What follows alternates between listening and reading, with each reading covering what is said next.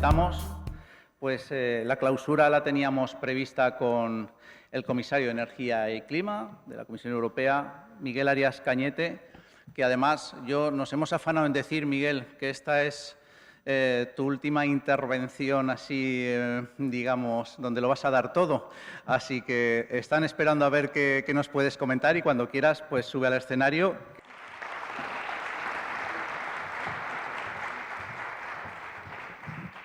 Lo de última intervención nunca se sabe, porque con el Brexit que llevamos ya nos han prolongado un mes más la comisión y a saber lo que pasa en el futuro. Yo, en primer lugar, decir que es una satisfacción para mí estar hoy en Madrid con todos ustedes y quiero agradecer la invitación que se me ha formulado para realizar el discurso de clausura de este fructífero intercambio de experiencias que ha sido el Congreso Europeo del Vehículo Eléctrico del año 2019.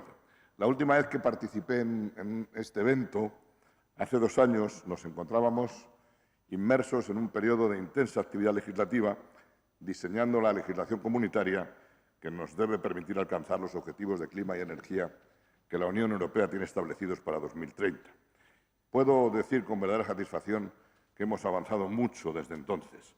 Hemos cerrado el ciclo legislativo y ahora nos encontramos concentrados en su implementación, tanto de la legislación específica en los distintos sectores como de los planes integrados energía y clima que los Estados miembros deberán concluir antes de diciembre de 2019. Pero es evidente que toda nuestra política energética, climática, de transporte, se enmarca en el cumplimiento de los objetivos del Acuerdo de París y la ciencia nos dice que estamos lejos de los mismos. Por eso tenemos que embarcarnos en un proceso de transformación con más urgencia que nunca y ese fue el mensaje que la Unión Europea trasladó en Nueva York el pasado mes de septiembre en la Cumbre sobre el Clima de Naciones Unidas, donde pusimos de manifiesto la ambición de la Unión Europea y nuestro propósito de llegar a una economía climáticamente neutra en el horizonte 2050.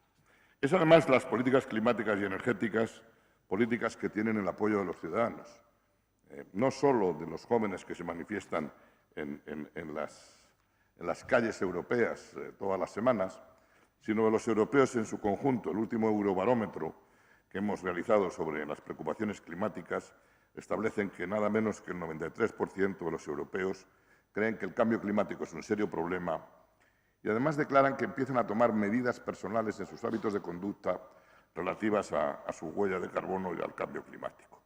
Yo hoy quisiera abordar con ustedes 4 temas, básicamente. Primero, las tendencias mundiales en el sector de la automoción y cómo enlazan con nuestros retos climáticos.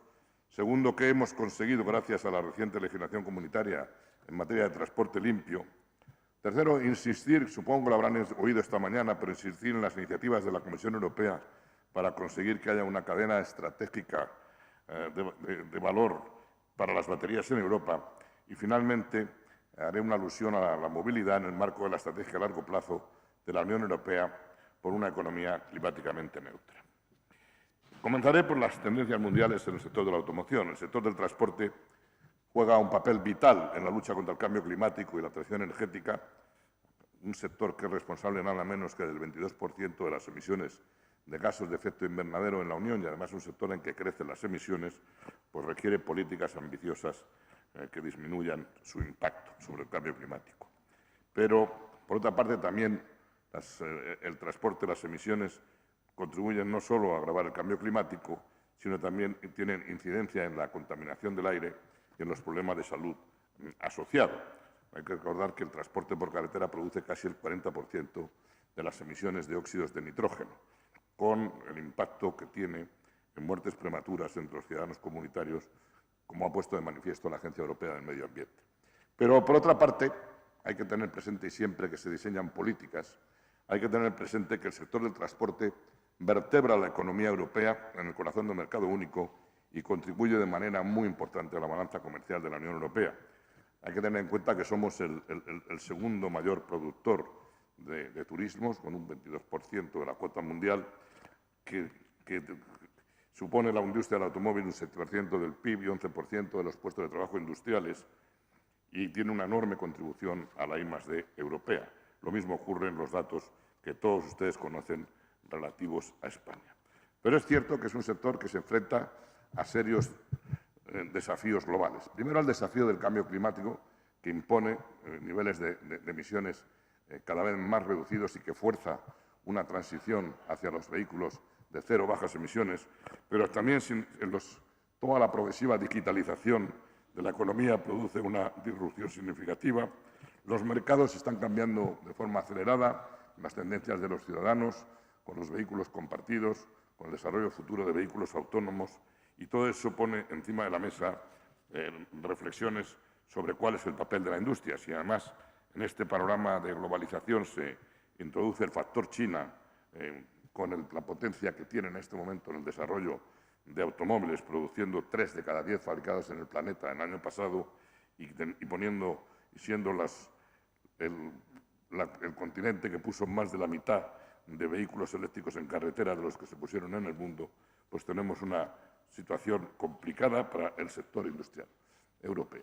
Nosotros, cuando elaboramos los objetivos de emisiones de CO2 en el sector del automóvil y los incentivos para avanzar hacia vehículos bajos en emisiones o cero en emisiones, teníamos muy presente la necesidad siempre de mantener la competitividad de la economía europea. Por eso diseñábamos transiciones que permitían, a base de innovación, adaptarse a las nuevas exigencias climático-ambientales.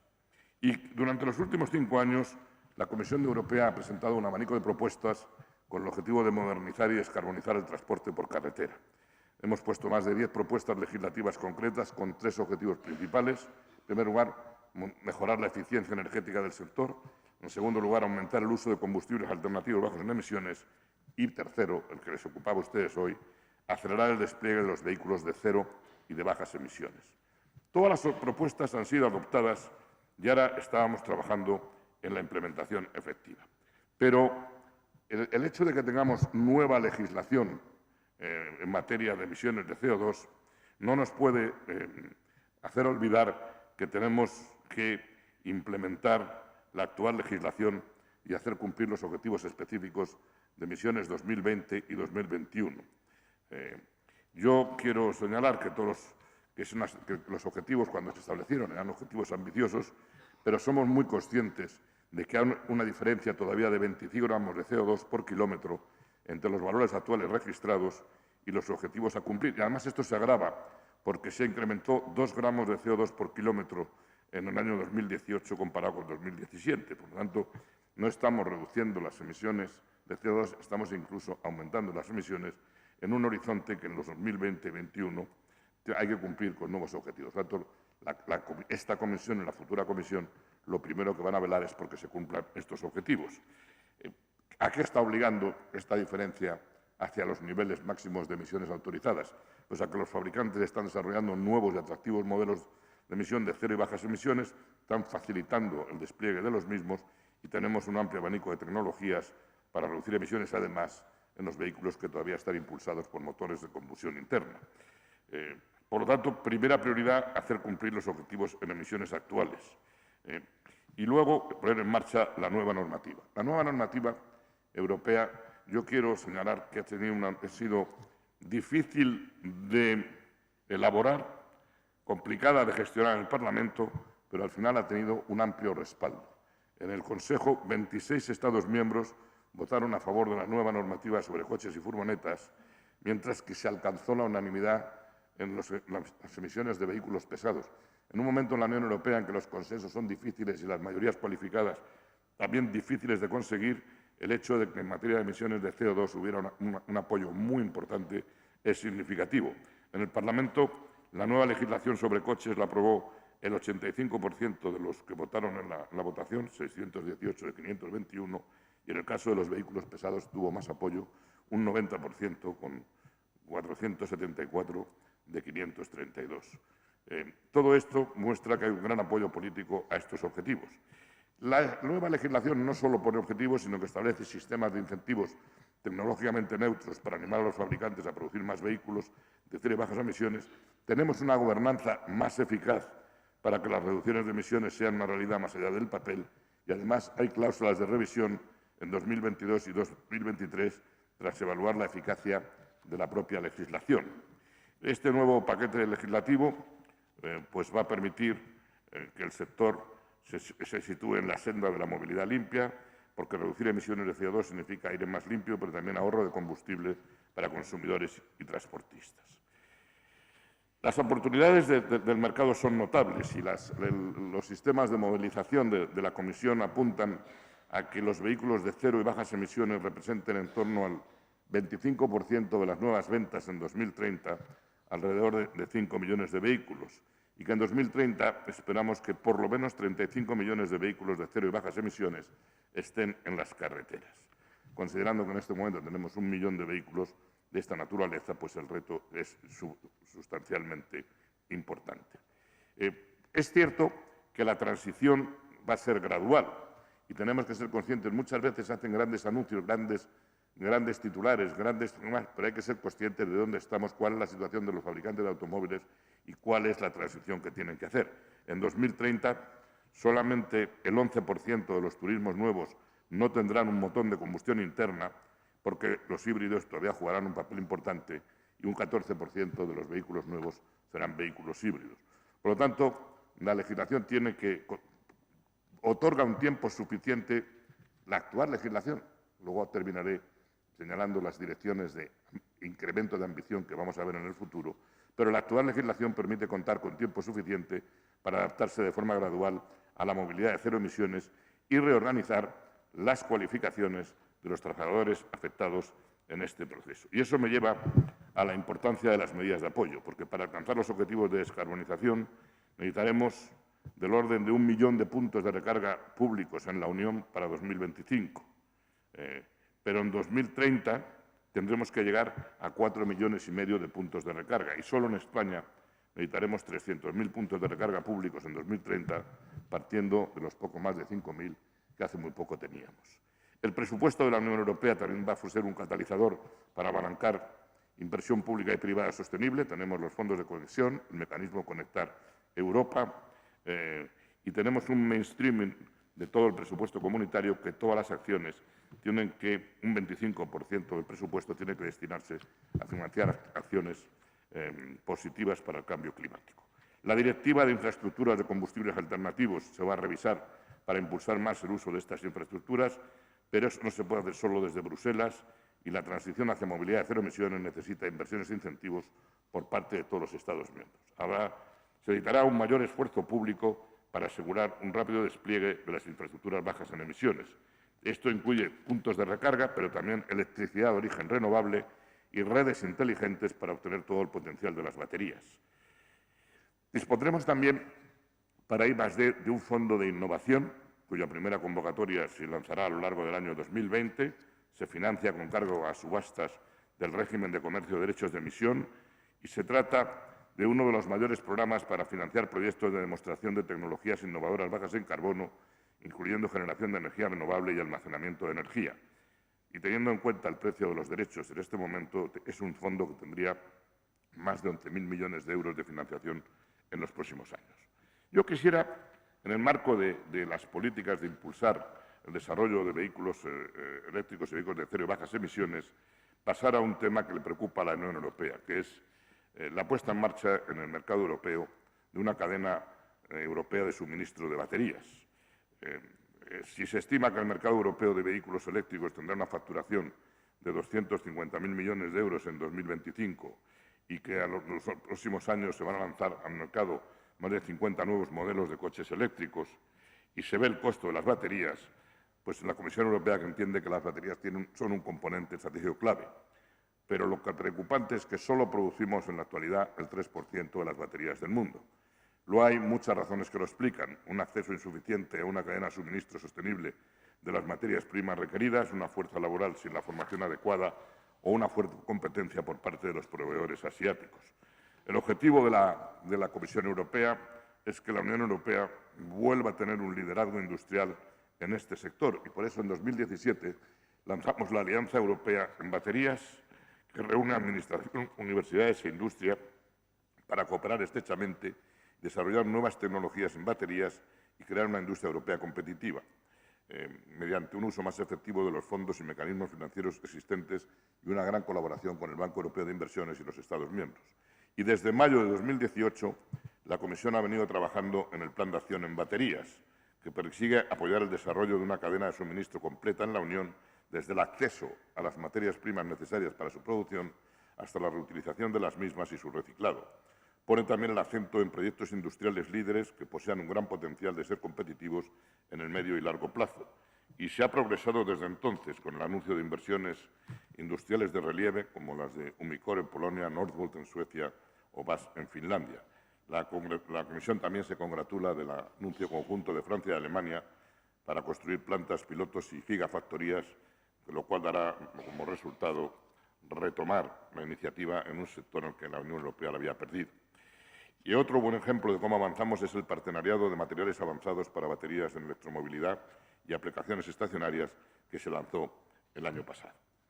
También disponemos, como he dicho, de muchos instrumentos financieros. En este momento tendremos el programa EU Invest, que tendrá más de 600.000 millones de euros de financiación, y tendremos también el Fondo de Innovación.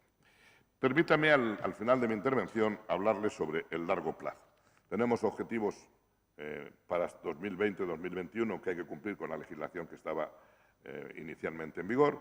Hemos lanzado nueva legislación para tener objetivos 2025-2030, pero el pasado mes de noviembre la Comisión presentó su visión estratégica a largo plazo para una economía próspera, moderna, competitiva y neutra desde un punto de vista del clima de aquí a 2050.